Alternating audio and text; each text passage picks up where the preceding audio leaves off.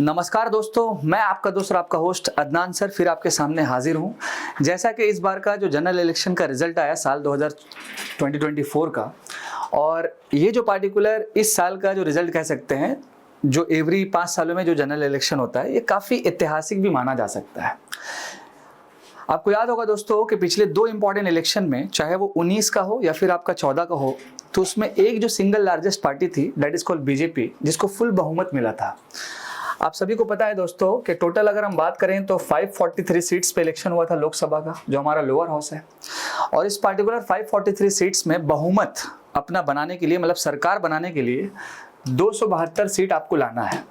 तो साल 2019 और साल 2014 जो ये 2 इंपॉर्टेंट इलेक्शन हुआ, तो इसमें बीजेपी जो है खुद एक सिंगल लार्जेस्ट पार्टी बन के उभर के सामने आई, और इसके साथ जो अलाइड पार्टनर था, जिनका एक नाम है एनडीए के नाम से, नेशनल डेमोक्रेटिक्स अलायंस करके, तो जिसमें और भी पार्टियों ने अलग अलग जो भी वोट्स जो भी लाया था फर्स्ट ऑफ ऑल।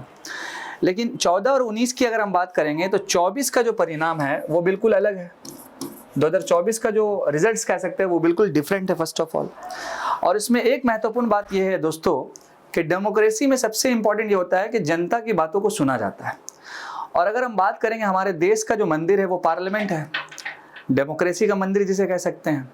और पार्लियामेंट में जब तक ऑपोजिशन का आवाज़ मजबूत नहीं होगा, तब तक सत्य से 100% जो सरकार जो काम कर रही है उसको अपोज्ड करने वाला सामने वाला बंदा जो भी अगर मजबूत नहीं है तो वो अपोज्ड नहीं कर पाएगा फर्स्ट ऑफ ऑल।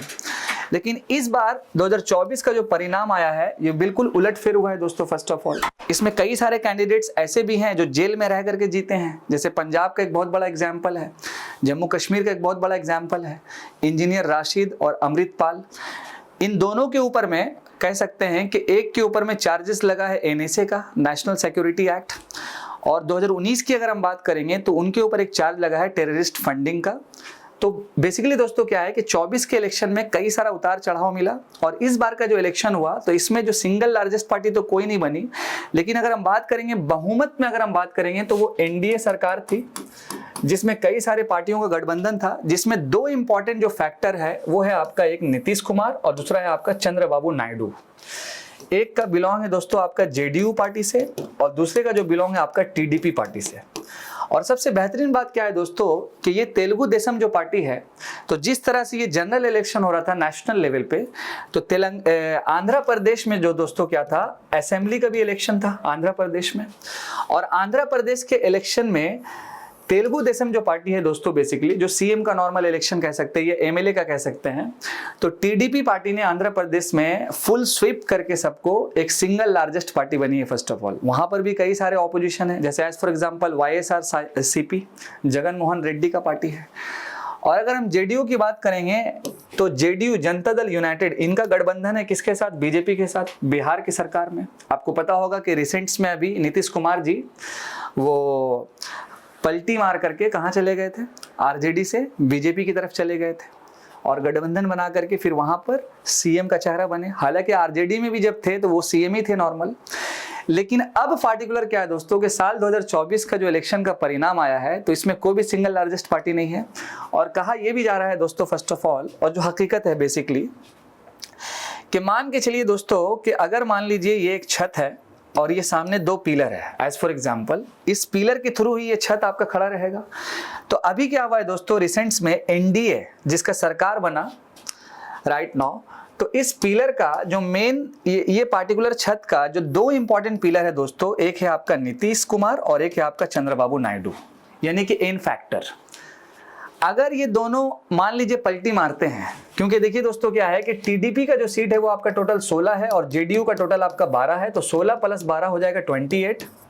तो फटाक सा क्या होगा कि 272 जो आपका पूरा बहुमत का सरकार जो बनेगा, तो बेसिकली दोस्तों अभी हम एनडीए को मिलाएंगे तो 290 प्लस के आसपास सीट है, तो 28 माइनस यहाँ से हो जाएगा। और भी कोई पार्टी मान लीजिए छटकती है तो 272 का बहुमत वो कम हो जाने से जो रिसेंट्स में जो सरकार बना है एनडीए का, वो सरकार भी गिर सकता है। और बेसिकली दोस्तों अगर ये 2 पार्टी और कुछ पार्टी और मिल करके अगर इंडिया अलायंस में चले जाते हैं, इंडिया अलायंस में, तो यहाँ पर हो सकता है कि इनका सरकार बन सकता है।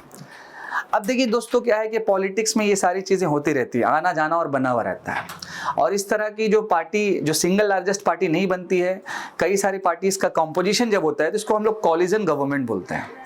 और बेसिकली दोस्तों क्या होता है कि कॉलिजन गवर्नमेंट वो जनता के लिए बहुत फायदेमंद होता है, क्योंकि सरकार फिर क्या करेगी, सारी चीज़ों को देख समझ करके काम करेगी फर्स्ट ऑफ ऑल। और कई सारा जो बिल आएगा, जो कानून बनेगा पार्लियामेंट में, तो दोनों सदनों से पास होकर के अब ऑपोजिशन का पावर रहेगा तो कई सारी चीज़ें जो है सवाल उठ सकता है।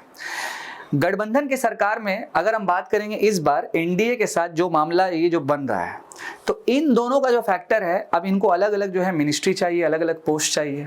कोई बोल रहा है हमको लोकसभा का स्पीकर चाहिए, कोई बोल रहा है एजुकेशन मिनिस्ट्री चाहिए, कोई बोल रहा है रेलवे चाहिए, अब कोई बोल रहा है हमको डिफेंस चाहिए। अब आगे देखते हैं क्या होता है। अब बाद में ऐसा नहीं बोल दिया जाए, हालांकि प्रधानमंत्री का जो ओथ सेरेमनी होगा उसमें पीएम मोदी जी ही जो है ओथ लेंगे, लेकिन कहीं ऐसा नहीं हो जाए, क्योंकि आजकल वायरल बहुत सारा चीज़ हो रहा है कि यहाँ पर नीतीश कुमार बोल दे कि हमको पीएम बनना है, क्योंकि बहुत कुछ बोला जा रहा है, बहुत कुछ डिमांड है, कितना डिमांड पूरा किया जाएगा।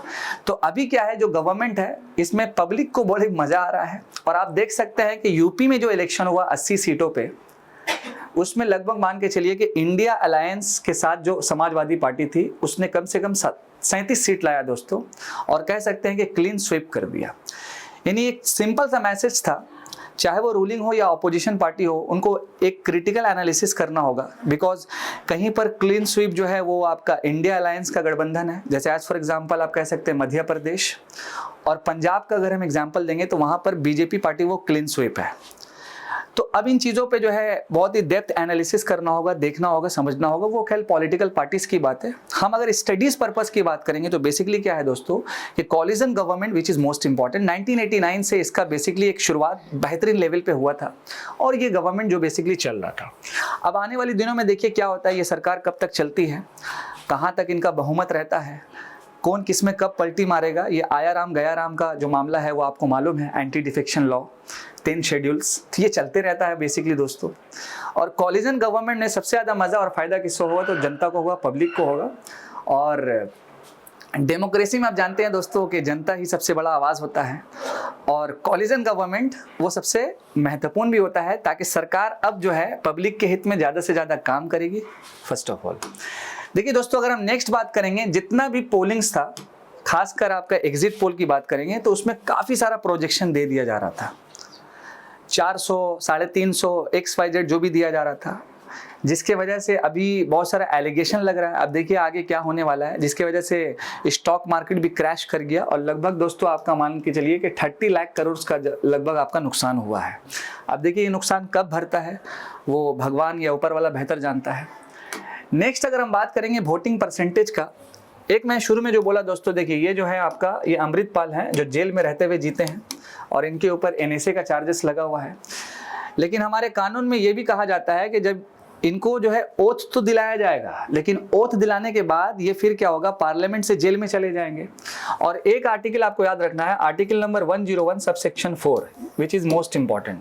तो जैसे ये पार्लियामेंट में आएंगे, ओथ लेंगे और फिर वापस चले जाएंगे मान लीजिए जेल में। अब जेल में ये जितने दिन रहें, साल भर रहें, 2 साल रहें, 4 साल रहें, जब तक रहें, जब तक इस पर केस चलेगा। लेकिन आर्टिकल नंबर 101 सबसेक्शन 4 में साफ साफ लिखा हुआ है कि कोई भी अगर MP मान लीजिए बनता है तो उसको इन 2 सालों के अंदर समथिंग, जो आपका 2 सालों का पीरियड है, और इसके साथ साथ इनको पार्लियामेंट में अटेंड करना है। अगर ये पार्लियामेंट अटेंड नहीं करेंगे तो इनका सदस्यता जो है जा सकता है दोस्तों। इसी तरह इंजीनियर राशिद है जिसका बेस्ट एग्जांपल है। अच्छा, इन सब चीज़ों में एक आपका लैंडमार्क केस याद रखना है, वो है आपका lily Thomas MLA disqualification case 2013। मैं एक नेक्स्ट वीडियो बनाऊंगा जिसमें डिटेल्स एनालिसिस करूंगा, खासकर पॉलिटी एंड गवर्नेंस को लेकर के, और इसी टॉपिक्स को स्पेशली मैं इस पर डिस्कस करूंगा। First of all voting sharing या परसेंटेज या सीट्स की बात करेंगे तो आपके स्क्रीन, हमारे स्क्रीन पे है फर्स्ट ऑफ ऑल 240 आप कह सकते हैं बीजेपी के पास है। कांग्रेस का बता रहे हैं तो 99 है। अभी मॉर्निंग में क्या हुआ है कि 1 सीट और ऐड हो गया है तो 100 हो गया इसमें ओवरऑल। अब आगे देखते हैं क्या होता है, नहीं होता है, ओथ सेरेमनी होगा। कह सकते हैं कि बहुत दिलचस्प मामला है आगे, तो हमारे साथ बने हुए रहें और जुड़े हुए रहें। लेकिन अभी जो राइट नाउ किंग मेकर है वो नीतीश कुमार और चंद्रबाबू नायडू है। यानी ऐसा चेयर में अगर आपका पौवा है, ये दोनों हटा तो फिर दुर्घटना घटा। आई होप दोस्तों कि आपको थोड़ा सा ये क्लियर हुआ होगा एनालिसिस। मैं फिर से इसी वीडियोस को पार्ट 2 में लाऊंगा इन डेप्थ एनालिसिस में। मैं आपका दोस्त और आपका host Adnan sir. Thank you so much. जय हिंद दोस्तों।